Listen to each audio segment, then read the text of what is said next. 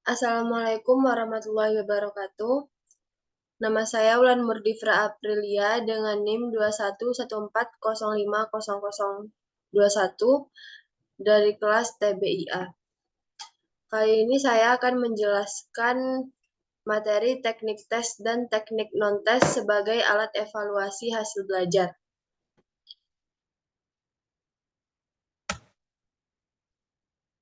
Yang pertama, teknik tes. Pengertian tes. Tes adalah cara yang dapat dipergunakan atau prosedur yang perlu ditempuh dalam rangka pengukuran dan penilaian di bidang pendidikan, yang berbentuk pemberian tugas atau serangkaian tugas, baik berupa pertanyaan-pertanyaan yang harus dijawab atau perintah-perintah yang harus dikerjakan oleh testi, sehingga atas dasar data yang diperoleh dari hasil pengukuran tersebut dapat dihasilkan nilai yang melambangkan tingkah laku atau prestasi testi. Selanjutnya yaitu fungsi tes.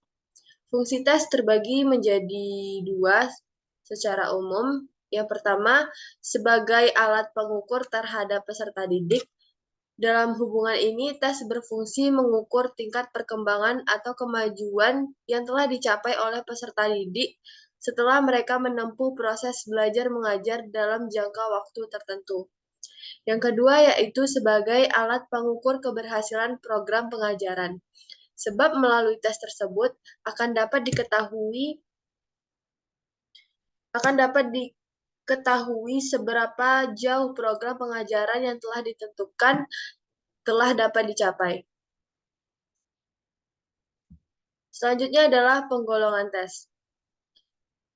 Sebagai alat pengukur, tes dapat dibedakan menjadi beberapa jenis atau golongan. Yang pertama, penggolongan tes berdasarkan fungsinya sebagai alat pengukur perkembangan atau kemajuan peserta didik. Yang pertama itu ada tes seleksi atau al-imtihan al-intinkabi, yaitu materi tes pada tes seleksi ini merupakan materi persyaratan untuk mengikuti program pendidikan yang akan diikuti oleh calon. Sesuai dengan sifatnya yaitu menyeleksi atau melakukan penyaringan. Maka materi tes seleksi terdiri atas butir-butir soal yang cukup sulit, sehingga hanya calon-calon yang tergolong memiliki kemampuan tinggi sajalah yang dimungkinkan dapat menjawab butir-butir tes tersebut. Selanjutnya yaitu tes awal atau al-imtihan al-mubda'i. Tes awal ini sering dikenal juga dengan istilah pretest. Jenis ini dilaksanakan dengan tujuan mengetahui sejauh manakah materi atau bahan pengajaran yang akan diajarkan telah dapat dikuasai oleh peserta didik. Selanjutnya ada tes akhir atau al-imtihan al-nihai. Tes akhir ini sering dikenal dengan post-test. Tes akhir dilaksanakan dengan tujuan untuk mengetahui apakah semua materi pelajaran yang tergolong penting sudah dapat dikuasai dengan sebaik-baiknya oleh peserta didik. Yang keempat yaitu tes diagnostik atau al-imtihan al-fashi. Tes diagnostik adalah tes yang dilaksanakan untuk menentukan secara tepat jenis kesukaran yang dihadapi oleh para peserta didik dalam satu mata pelajaran tertentu. Dengan diketahuinya jenis-jenis kesukaran yang dihadapi oleh peserta didik, maka lebih lanjut akan dapat dicarikan upaya berupa pengobatan atau terapi yang tepat. Tes diagnostik ini juga berfungsi untuk mengetahui apakah peserta didik sudah dapat mengetahui atau menguasai pengetahuan yang merupakan dasar atau landasan untuk dapat menerima pengetahuan selanjutnya atau tidak. Selanjutnya itu ada tes formatif atau al-imtihan al-yaumi. Tes formatif atau formatif tes adalah tes hasil belajar yang bertujuan untuk mengetahui sudah sejauh manakah peserta didik telah terbentuk sesuai dengan tujuan pengajaran yang telah ditentukan setelah mereka mengikuti proses pembelajaran dalam jangka waktu tertentu. Selanjutnya itu ada yang terakhir yaitu tes sumatif atau imtihan Anis al-Sanawi. Tes sumatif atau summative test adalah tes hasil belajar yang dilaksanakan setelah sekumpulan satuan program pengajaran selesai diberikan. Di sekolah, tes ini dikenal dengan istilah ulangan umum atau EBTA, yaitu evaluasi belajar tahap akhir, di mana hasilnya digunakan untuk mengisi nilai rapor atau mengisi ijazah atau STTB.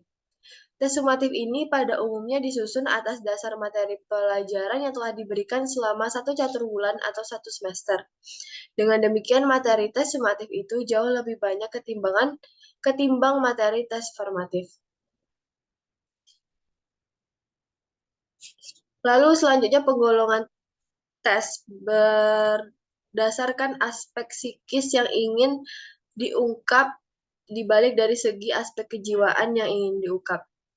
Tes setidak-tidaknya dapat dibedakan menjadi 5 golongan, yaitu yang pertama, kita akan membahas tes inteligensi atau intelligency test, yaitu tes yang dilaksanakan dengan tujuan untuk mengungkap atau mengetahui tingkat kecerdasan seseorang.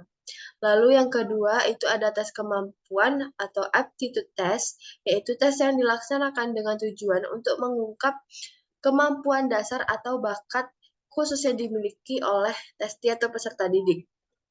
Yang ketiga itu ada tes sikap atau attitude test, yaitu salah satu jenis tes yang dipergunakan untuk mengungkap predisposisi atau kecenderungan seseorang untuk melakukan suatu respon tertentu terhadap dunia sekitarnya, baik berupa individu-individu maupun objek-objek tertentu. Lalu yang keempat ada tes kepribadian atau personality test, yakni tes yang dilaksanakan dengan tujuan untuk mengungkap ciri-ciri khas dari seseorang yang banyak sedikitnya bersifat lahiriah seperti gaya bicara, cara berpakaian, nada suara, hobi atau kesenangan, dan lain-lain. Lalu yang terakhir ada tes hasil belajar, yang juga sering dikenal dengan istilah tes pencapaian atau achievement test, yakni tes yang biasa digunakan untuk mengungkap tingkat pencapaian atau prestasi belajar.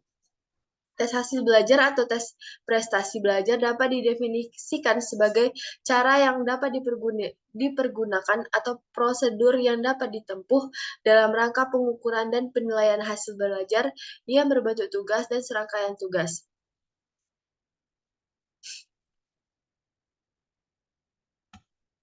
Lalu selanjutnya kita akan membahas teknik non-tes.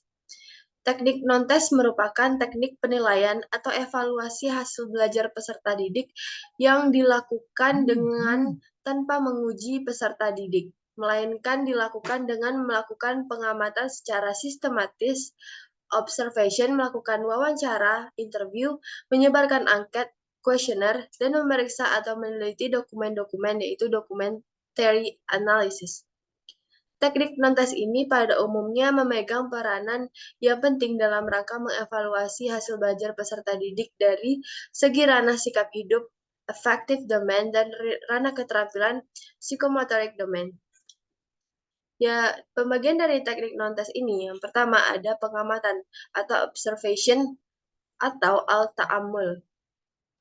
Secara umum, pengertian observasi adalah menghimpun bahan-bahan keterangan atau data yang dilakukan dengan mengadakan pengamatan dan pencatatan secara sistematis terhadap fenomena-fenomena yang sedang dijadikan sasaran pengamatan.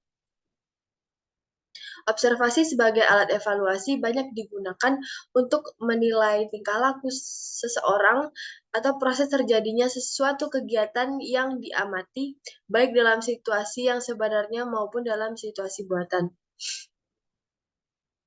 Yang kedua, itu ada wawancara atau interview atau al-hiwar. Secara umum, yang dimaksudkan oleh wawancara adalah cara menghimpun bahan-bahan keterangan yang dilaksanakan dengan melakukan tanya jawab lisan secara sepihak, berhadapan muka, dan dengan arah serta tujuan yang telah ditentukan. Ada 2 jenis wawancara yang dapat digunakan sebagai alat evaluasi, yaitu yang pertama wawancara terpimpin dan yang kedua wawancara tidak terpimpin. Selanjutnya ada angket, yaitu yang biasa kita kenal sebagai questionnaire atau istispa. Alat bantu dalam rangka penilaian hasil belajar lain yang dapat digunakan adalah angket atau questionnaire. Angket dapat diberikan langsung kepada peserta didik, dapat pula diberikan kepada orang tua mereka. Pada umumnya, tujuan penggunaan angket atau questionnaire dalam proses pembelajaran terutama adalah untuk memperoleh data mengenai latar belakang peserta didik sebagai salah satu bahan dalam menganalisis tingkah laku dan proses belajar mereka. Di samping itu juga dimaksudkan untuk memperoleh data sebagai bahan dalam menyusun kurikulum dan program pembelajaran. Selanjutnya yang terakhir yaitu ada pemeriksaan dokumen atau documentary analysis, yaitu evaluasi mengenai kemajuan, perkembangan, atau keberhasilan belajar peserta didik tanpa menguji atau teknik non-tes juga dapat dilengkapi atau diperkaya dengan cara melakukan pemeriksaan terhadap dokumen-dokumen. Misalnya, dokumen yang memuat informasi mengenai riwayat hidup atau autobiografi, seperti kapan dan di mana peserta didik dilahirkan, agama yang dianut, dan lain sebagainya.